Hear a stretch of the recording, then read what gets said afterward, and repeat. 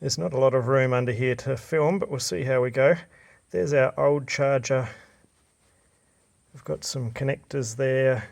So one of them's connected in, one of them is where the TC charger was put in, and there's a third one there which I put in just for room for expansion. There's a bit of space up here, but there's not quite enough for the new charger. New charger is pretty much the same size as the old one, and so I think the easiest thing for me to do at the moment is to take the old one off and put the new one in that space. I've installed the charger here. I've just put it in the place where the old one was, taken the old one out, which means I can't use the charger, so I've got to get this one going now. Let's see, I've hooked it up to the 150 volts up there, and these connectors here, I've got the 240 volts there, and then these other two that I've connected. One is the remote LED and one is the CAN bus. So let's have a look at where I've got it.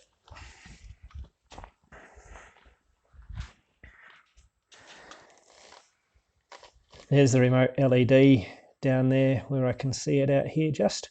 So it's still doing its red, green, yellow, yellow, yellow. And the EVCC is flashing away there, saying that it's charging, not able to charge at the moment. Okay, so 150 volts isn't actually connected at the moment. I've got the connections on there, but the contactor isn't in. So let's turn that on and we'll see if the charger will actually start to charge. So that's connected the 150 volts. And if you come around and look at what's going on the computer, so on the computer here, I've had the trace charger on. That was on when I did that little experiment then. So getting the information back from the charger here, so volts, 13 volts, current 0.2 amps, wattage 0.2, so the power, and the temperature of 32 degrees. You can see here's where I turned it on, and suddenly it went up to 155 volts, and the current, the wattage went up as well, because that's just volts times amps. So that's good. That means that our battery is connected through to the charger, but the charger is still not charging. So now I need to go and figure out how I can make the EVCC actually start a charge. I may have to connect up the Type 2 socket, or maybe I'll be able to do it without it. So it looks like I've got it charging now. I'll show you what I've done. So you can see the loop connections there. I've put in a loop there so that it thinks that there's a BMS and that the BMS is okay. The ground connection there has to go to ground as well as negative. So I've gone to negative on the 12 volt supply, but also I've hooked it onto chassis earth on the Brumby. So that should be the same as the ground connection on the 240 volts as well. If you notice the ignition there, I had that on 12 volts before. Now I've got the 12 volts into the 12 volt in on the lower connector. And that's because I'm using the Type 2. So I've also got the proximity and pilot, which are connected through into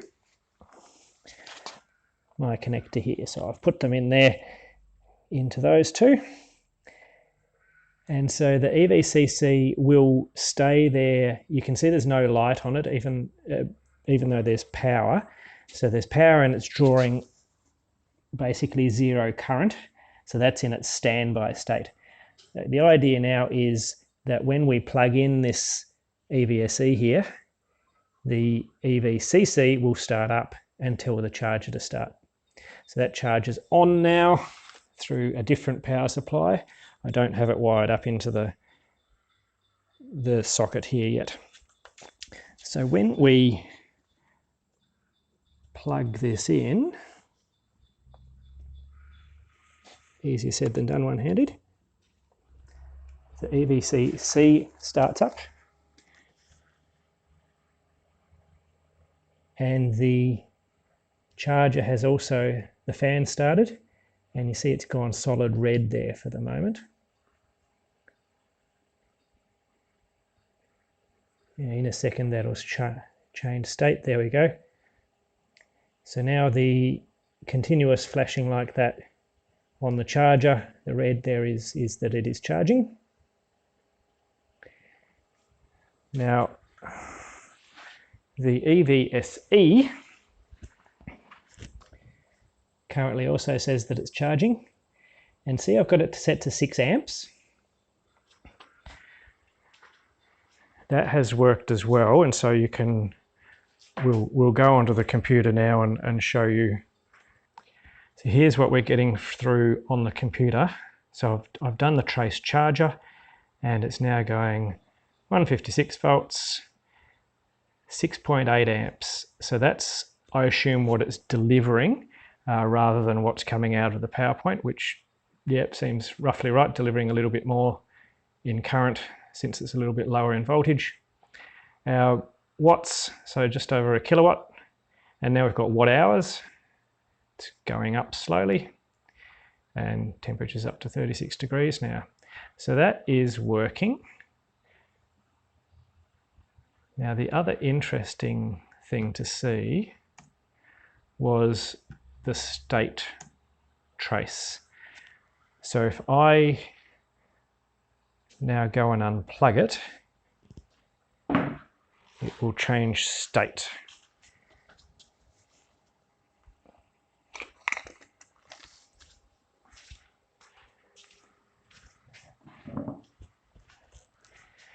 So we were charging, then we went into standby, and then we went into drive shortly after that.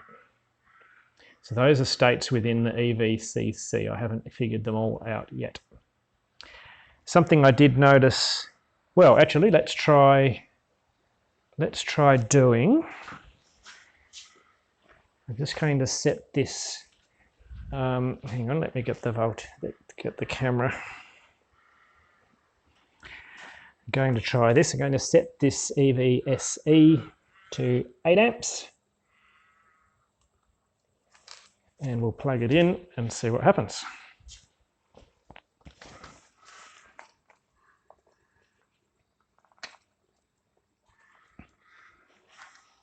Off it goes again.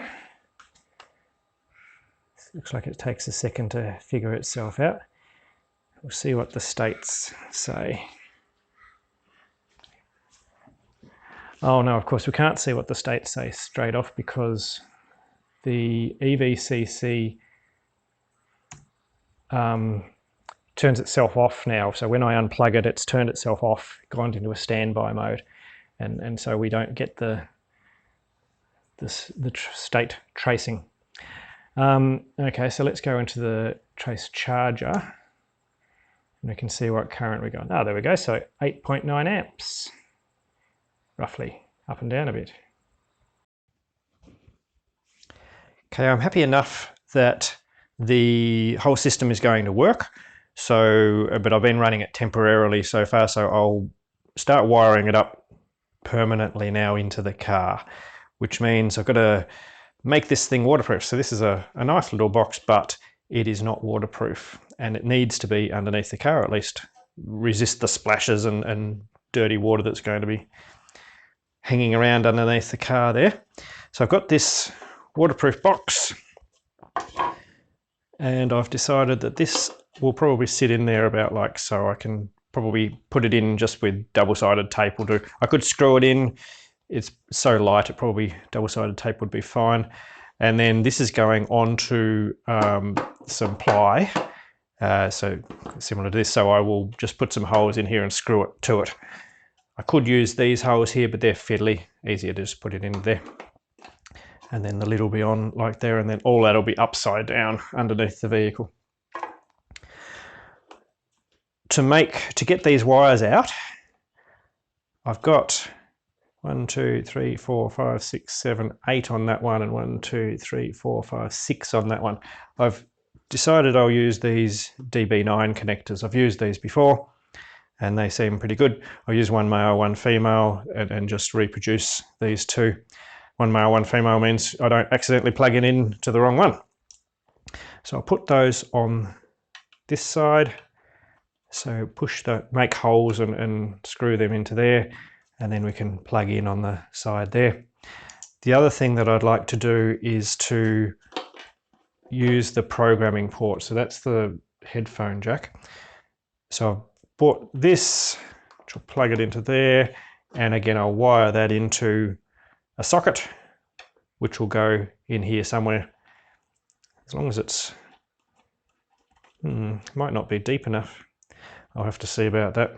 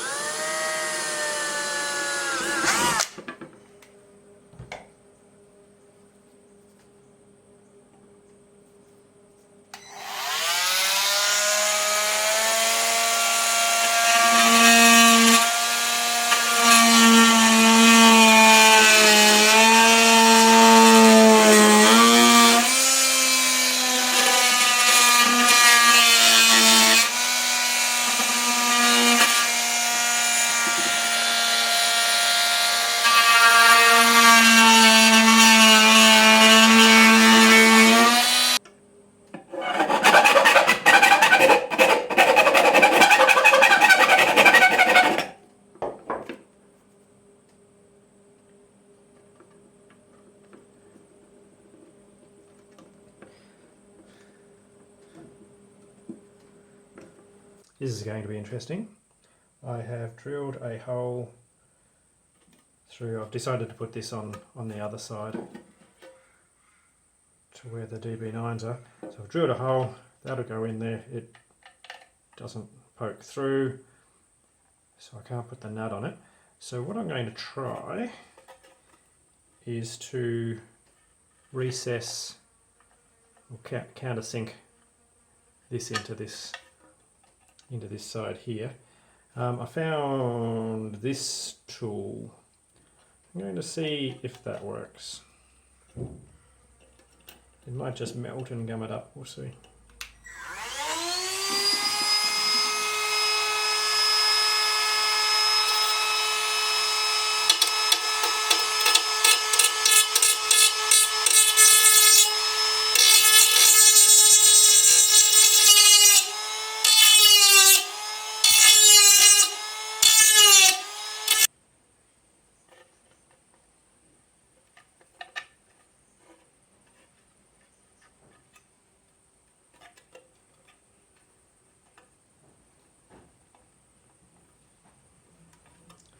Yeah, I think that'll do.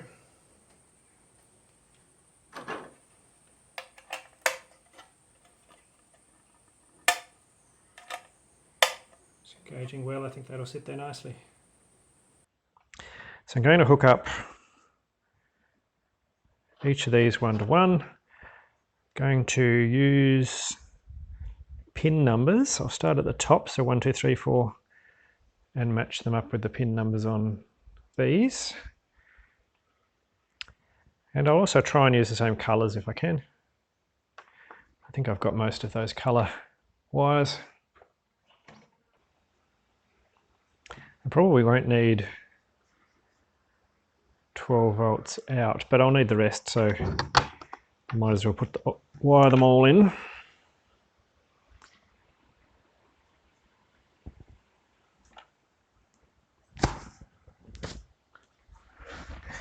When the mosquito comes and bites you when you've got both your hands full. Now let's see, so that's definitely pin number 1, good. So the other red one is pin number 2.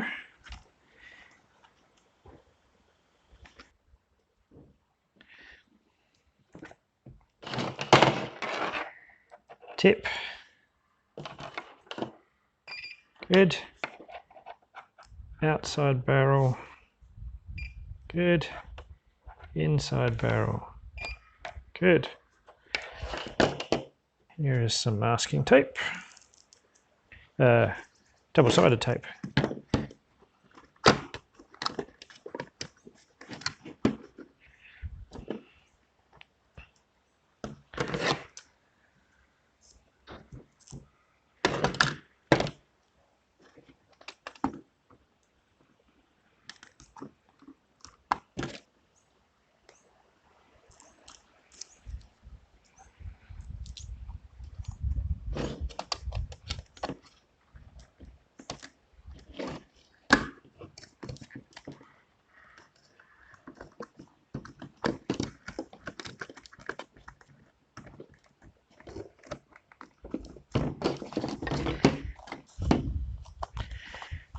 I think that should be all right.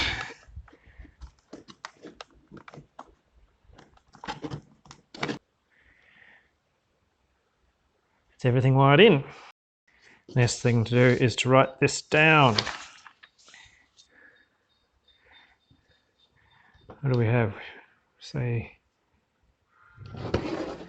this connector. Good, well, I've got a charger that works. I've got a box built. I think that came up all right. So I'll put that underneath and need to wire in all of the different connections. They come from everywhere. Some of them come from the charging socket, some of them come from the BMS, and I've got to find a 12 volts under there somewhere. So that'll be fiddly to try and find all of those things. All of those things will go into Db9 plugs, and so there'll be one plug with lots of wires coming from all over the place. But that'll mean it'll be nice and simple to unplug if I need to work on it in the future. So that's it for this video. That'll do me for the moment. And next time I'll get onto some hardware.